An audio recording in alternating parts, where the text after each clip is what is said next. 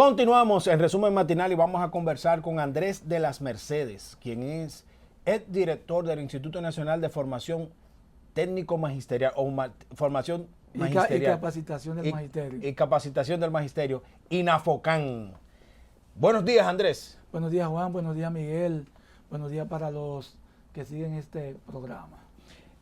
Andrés, inicia el año escolar. ¿Cómo inicia o cómo arranca el año escolar en las escuelas públicas del país? Como han iniciado durante los 4 años que lleva este gobierno, en base a la improvisación, en base a la falta de previsión, porque un año escolar hay que planificarlo con tiempo. Y cada vez que llega un año escolar, ocurre como el cuento del borracho en la iglesia, que el cura comienza con la homilía y el borracho comienza a decir lo mismito el año pasado. Lo mismito el año pasado. Saquen ese borracho, lo mismito el año pasado, lo mismo de cada año. El gobierno... pero más agravado, porque ahora la falta de cupo ha llegado a unos extremos que no se conocían en el país. ¿De cuántos niños, diríamos, usted que es un conocedor en el área, estamos hablando que se han quedado sin poder entrar a las escuelas? Más o menos, ¿qué cantidad de niños? Bueno, si tomamos las estadísticas del propio MINAI en sus memorias, en el año 2019-20, en el nivel inicial, habían 361.000 estudiantes. Este año entrarían, según las proyecciones, 388.000. Habría un incremento. Ahora, en el nivel primario, había 1.223.000. El MINET dice que van a entrar 1.186.000. Por lo tanto, ingresarían 37.000 menos que en el 2019-2020. Y en el nivel secundario, habían 916.000. Andrés, ¿y cómo se explica eso? Entonces, ahora ingresarían 861.000. Hace 10 días el presidente dijo en el Teatro Nacional que su mayor logro había sido la cobertura inicial del estudiantado, y hablaba de un porcentaje. Las estadísticas que el propio MINET publica en su página lo desmienten. Según esas estadísticas, en 2019-20 habían 333.000 estudiantes en el nivel de 4 a 5 años. Ahora, en las últimas estadísticas hay 326.000. Por lo tanto, hay menos estudiantes que lo que había en 2019-20. Pero Andrés, ¿a qué se debe la falta de cupo? ¿Falta de aula? ¿Falta de planificación? ¿O es cierto que hay un incremento de estudiantes de otra nacionalidad en las escuelas del país? Las tres cosas. Falta de aulas. Aquí había una proyección de para esta época tener construidas 10.000 aulas más de las que había. Solamente el gobierno ha construido 1.787, de unas 10.000 que se dejaron en proyección. La matrícula incrementa todos los años por el crecimiento de la población y también los inmigrantes haitianos que están en el país ocupando un espacio que algunos critican severamente como que no debe ser. Pero que no se le puede negar el derecho a la educación, que es un derecho fundamental. Pero la prioridad deben ser los niños dominicanos, sin lugar a dudas que así debe ser. Pero entonces, ¿cuántas aulas faltan para poder completar y cubrir esa faltante? Bueno, según la ADP, según la proyección del gobierno del PLD, y las que se han hecho, faltarían unas 8.000 aulas. ¿Y hay tiempo para construirlas? No hay tiempo, porque es que se han tomado decisiones de corto plazo. Por ejemplo, alquilar furgones el año pasado, establecer aulas móviles el año pasado. Cuando hay locales, como una escuela que está aquí en Quitasueño, si tú vas de este a oeste, la vas a ver a tu izquierda, ¿qué le falta a esa escuela? Yo creo que menos de un 10%. Entonces, en 4 años no se le ha puesto la mano. Pero así hay 500, exacto, más de 500 planteles que quedaron planificados y en construcción con un gran nivel de construcción. ¿Y qué ha pasado? Que están abandonados. Pero el gobierno esgrimió que era nudo legal, pero hubo una ley que desató la 118 eso. del 2021. Correcto. Entonces, ¿dónde están los recursos del 4% aplicado a esa parte de las construcciones de aulas? Si te fijas, por ejemplo, en los primeros años de este gobierno, siempre estuvo sobrando dinero el 4%. Sin embargo, las aulas están ahí en la condición que señalo. En aras de la verdad, solamente en el año 2020 se cumplió el 4% de la totalidad, se agotó. 13, 14, 15, 16, 17, 18, sí, no, 19, pero siempre, nunca se agotó. Siempre hubo un ejercicio fiscal elevado en lo que tiene que ver con la educación. Y además, había un conjunto de programas que estaban en marcha. Por ejemplo, la jornada escolar extendida. Habían 1.334.000 estudiantes. ¿Cuánto hay ahora? El último dato del MINER, 1.289.000. O sea, se redujo. Sí. ¿Y por qué? Bueno, porque para tú incrementar la cobertura, la jornada escolar extendida tiene que construir aulas. ¿Qué está pasando en este momento ocurriendo? El presidente de la Federación Dominicana de Padres acaba de plantear como solución a la falta de cupo que de nuevo volvamos a escuelas que estaban en jornada extendida a jornada regular. Con lo cual, eso habría un es retroceso. dos tandas. Sí, a 2 tandas. Está planteando el presidente de la Federación de Padres. Y eso realmente es alarmante. ¿Por qué ha ocurrido? Bueno, porque se perdió el ritmo. Ya aquí había el 72% de los estudiantes del ámbito preuniversitario ya estaban en jornada escolar extendida. Si hubiera continuado el Programa Nacional de Edificaciones Escolares, y al día de hoy estuviéramos cerca de la cobertura plena en la educación preuniversitaria en el país. Wow, pero estamos describiendo un escenario dantesco de la educación dominicana. Es que lo es. Y fíjate, por ejemplo, ¿qué ha ocurrido con el programa de alfabetización que aprende contigo? Eso se abandonó. El analfabetismo ha vuelto a incrementarse. Estamos en un 5.5% ya casi al declarar el país libre de analfabetismo. Y ya estamos rondando el 7% de población iletrada. Y habría que ver qué ha pasado con esos que se alfabetizaron, porque la continuidad educativa tampoco se ha priorizado en esta gestión. De modo que es mucho lo que... Hay un área que el presidente también mencionó en su discurso y tiene que ver con la cobertura del transporte escolar. Habló de un incremento y que para este año se está hablando de una cobertura muy superior al año pasado. He visto al profesor Juan Valdés, que es del Observatorio de Educación, cuestionar esos números. Ustedes como organización política en el PLD, ¿qué números tienen con la cobertura real de esto del transporte escolar? El número preciso no lo tengo. Ahora, se ha planteado que a octubre se llegará al 80%, es lo que ha planteado el ministerio. Yo, igual que Juan, dudo que se pueda llegar a esa cobertura, porque estamos hablando del transporte para cerca de 2 millones de estudiantes. Cerca de 2 millones. Dividámoslo en 30 por autobús, a ver cuántos autobuses le da.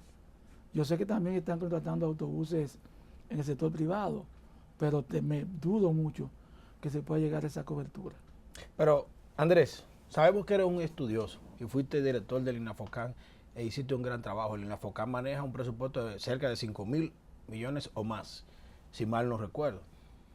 ¿Qué ha fallado en la educación dominicana? Porque parece que no hemos dedicado más al blog, al cemento, al desayuno, la merienda y ahora al transporte, y no estamos dando resultados que nos permitan tener un avance sustancioso en materia educativa. Mira, el país tenía una planificación que se venía siguiendo de manera rigurosa. A partir del 2012, el presidente en su campaña planteó un pacto educativo, un pacto eléctrico y un pacto fiscal. El pacto educativo se llevó a cabo, Pacto Nacional para la Reforma de la Educación Dominicana. Este se dio a conocer en el 2014, con proyección al 2030, y resulta que al año siguiente, en el 2015, se aprobaron los ODS, Objetivos del Desarrollo Sostenible, a qué plazo, al 2030. Nosotros nos anticipamos a esto. ¿Qué se plantea en esos ODS? Educación para todos e inclusión educativa. Se plantea profesores bien formados, y a eso se dedicó el PLD, porque se estableció el programa Docentes de Excelencia, con una meta que todo el mundo recuerda. 20.000 profesores se pretendió incluir en ese programa. ¿A cuánto se llegó? A unos 5.000 egresaron de las universidades con mucho éxito. ¿Qué ha pasado con ese programa? Bueno, pues nada, que fue flexibilizado. Habían 2 pruebas. ¿La flexibilización en qué consiste? Ahí voy. Hay 2 pruebas, tenían que aprobar los estudiantes. una prueba de orientación y medición académica y una prueba de aptitud académica. La prueba de aptitud académica la ofrece una institución extranjera, el College Board de Estados Unidos, que tiene una filial en Puerto Rico, que es la que administra esas pruebas. El puntaje mínimo para ingresar a la carrera de educación era de 1.350 puntos para obtener una beca. Este gobierno la bajó a 1.280 puntos. Ahora, esa prueba tiene 3 componentes. Para el estudiante poder accesar a la educación con su beca, tenía que tener, insisto, un promedio de 1.350 puntos. Esto tenía que acumularlo en los 3 componentes. ¿Qué ocurre? Que el componente de menor puntaje debía tener 330 puntos. Ahora son 1.280 puntos sin un puntaje mínimo. Con lo cual se ha flexibilizado el ingreso a la carrera de educación. ¿Qué resultado tuvo ese programa? Es muy exitoso. Hay un niño, por ejemplo, un joven de ahí de los Guandules que puede estudiar en INTEC de matemáticas y es un profesor modelo. Y todos los estudiantes que egresaron de ese programa, que aplicaron al concurso, casi todos lo aprobaron y están hoy en el sistema educativo dominicano. Sin embargo, ese programa se flexibilizó. Ya hablábamos de la jornada escolar extendida. Había un programa que era la estrategia de formación continua centrada en la escuela y del inglés para por inmersión. alfabetizar a los niños del primer ciclo, del nivel básico, que es fundamental en este país, y eso se descontinuó. Ahora, ¿qué ocurre? Las pruebas que se aplicaron en 2019 y 2022, pruebas internacionales, indicaron que la educación dominicana iba avanzando. Que aunque seguíamos en los últimos lugares en el avance de los estudiantes en materia de aprendizaje, sin embargo, estábamos repuntando. La prueba ERCE de la UNESCO, de la Oficina Regional para América Latina y el Caribe, indicó que en todos los grados evaluados y las áreas evaluadas, el país avanzó. ¿Cuáles fueron los grados? Tercer grado, fin del primer ciclo del nivel primario. Sexto grado, fin del nivel primario. Resultados. En el primer ciclo era matemática y lectura, y los estudiantes avanzaron. En el segundo ciclo, en sexto, era matemática, ciencia y lectura y avanzaron. Luego, la prueba PISA por igual también indicó que íbamos avanzando. Ahora, ¿ese avance se logró de la noche a la mañana? No. ¿Fue un éxito del PRM como se quiso señalar? No. Fue del conjunto de políticas educativas que se venían implementando desde el 2013. Pero hay algo que ya no ¿Usted hablaba del inglés por inmersión? Sí. Esto lo aplica el MESIT. Es un programa que ha sido bastante exitoso. Todos los años egresaban unos 15.000 estudiantes prácticamente bilingües, con mucho éxito. Y hoy en día lo que se está hablando es del inglés en el nivel secundario, que era un programa que se quedó diseñado. ¿También se cayó? Sí, se cayó. Ah, caray. Sí, no se ha podido implementar. pero es un... Bueno, de hecho hubo un debate con el mismo Juan Valdés, que tuvo una situación ahí con el INAFOCAN, un programa que tenía, que el mismo presidente anunció que se iba a aplicar, pero eso se ha detenido. ¿Qué hay que hacer para el avance de la educación dominicana rápidamente, en función de que hay nuevas tecnologías, hay nuevas cosas que implementar y usar en la educación dominicana? Lo primero es tener los muchachos en la escuela, por lo tanto hay que incrementar la cobertura, hay que enfatizar la educación en el nivel inicial y el nivel primario, que es la base de la educación, hay que retomar el programa de alfabetización de los adultos, hay que mantener la continuidad educativa de esos jóvenes, hay que incrementar la conversión y la creación de politécnicos en los centros educativos, hay que continuar con los liceos de artes que se implementaron y hay además que formar docentes en inglés, en educación artística y también para la educación técnico-profesional. Bueno, en el plano político, usted es político y docente. Así es. ¿Cuál está por encima uno de otro?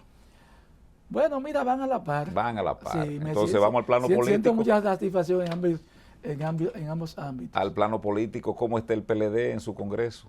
Avanzando, Esta Vi mañana, una carta de Melanio Paredes, también del área educativa, diciendo que es más de lo mismo. ¿Cómo es eso? él expresa algunas preocupaciones. ¿Son ser reales? Hay preocupaciones que son muy válidas.